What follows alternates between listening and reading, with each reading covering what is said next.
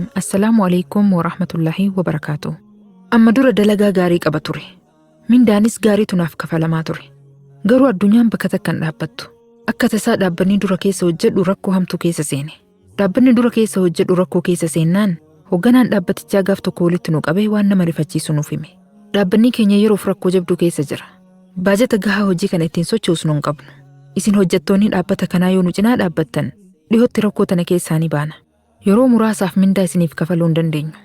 Kanaafuu mindaa malee hanga humna keessaniitiin nu gargaaraa nuun jedhe. Nuti hojjettoonni dhaabbata kanaa madda galii biroo hin qabnu. Waan maatii ittiin bulfannu hin qabnu.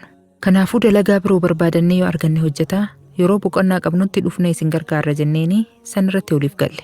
Hojjetaan hundi magaalaa keessa faca'ee dalagaa barbaadachuu eegale. Anis CV kiyya dhaabbata hedduutti kennadhe.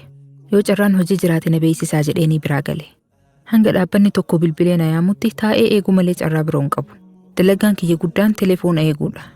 Telefoonni kiyya narraan fagaatu. Yeroo hundaa chaarjiin isaa guutuu ta'uu qaba. Sagaleen isaatis banaa ta'uu qaba.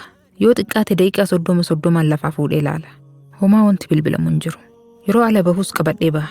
Yeroo salaataatis bakka sujuudaa kaayee salaata. Osoma haala kanaan eeguu guyyoonni hedduun dabran. Torbaan itti aanutti na dabarse. An telefoona kiyya eeguun dhiisne. Dhaabbanni naaf bilbilees hin jiru. Gama kaaniin halkanii fi guyyaa rabbii kiyyatti booya. Yaa rabbii kiyya na milkeessi. Carraa hojii gaarii naaf bani jedhee isa kadha. Du'aayin tiyyas qeebalamtee guyyaa takkanii milkaaya jedhee hawwiin eega. Garuu eedoo malee wanti haaraa naaf dhufee hin jiru. Mallaqni walitti qabadhee hanga tokko lafaa qabus osuma guyyaan luqqisuu haphattee jirti. Waanuma xiqqootu na harka jira. Midhaan manaa qabus dhume. Ilmi namaa hanga danda'u yoo tattaafate rizqii rabbitu fida jechuu sirriitti beeka. Osuma kana beekuu lubbuun kokkeetti na galte. Midhaan manaa qabu yoo fixadhe mallaqa lafaa qabus yoo fixe akkam ta'uuf deema. Karatti bahee kadhadhamu akkam ta'a. Malli natti badee akka malee yaaddawe. Gaafa tokko osoo yaada adda addaa sammuu keessa oofu dahaba xiqqoo manaa qabu tokko yaadadhe. Dahaba kana fuudhee gurguruu qaba. Inumaa gatii gaarii naaf baasa. Hanga dalagaa argadhuuf ittiin dandamadha. Mana taa'ee maal na fayyada jedhee fuudhuuf lafaa ka'e. Wayita dahaba fuudhuuf achi hiixadhu. Faaya guddaa fakkaataa hin qabne kan yeroo dheeraaf irraanfadhee arge. Faayini gaariin fakkaataa hin qabne kun yeroo dheeraaf achi turee dhukkeeffatee jira.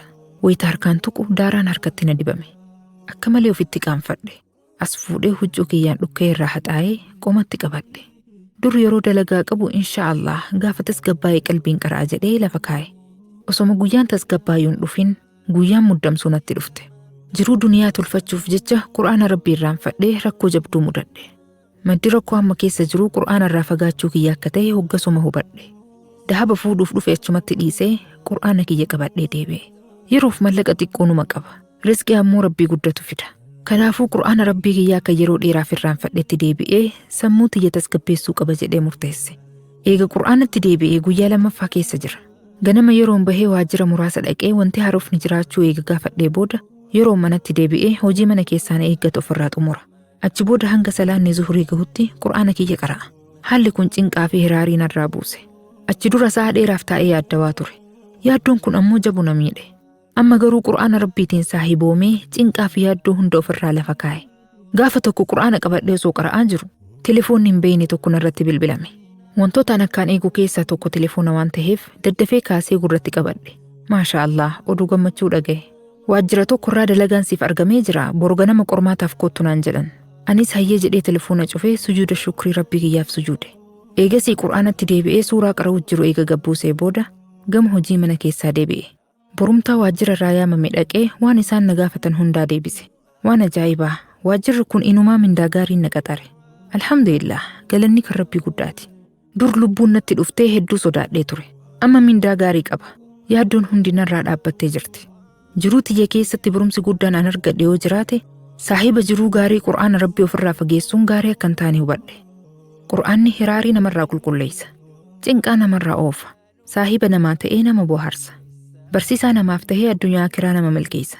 Gaafa tasgabbaa'ee qara'a jettee yoo Qur'aana Rabbii irraa fagaatte abadan guyyaan tasgabbii dachii tanarratti hin dhuftu. Addunyaan ganda fiigichaati. Yeroo hundaa bakka hundatti Qur'aana Rabbii ofirraan fageessin. Seenaa tanarraa barnoota guddaa argattan jedhee abdadha. Namoonni mudannoo jireenyaa kan muuxannoo gaarii namaaf ta'uu qabdan mail@farhiadam.com irratti naaf barreessaa. Seenaa keessan bifa gaariin qindeessee hawaasaan isiniif gaha. Namoonni seenaalee akkanaa hordofuu barbaadan chaanaala kana subscribe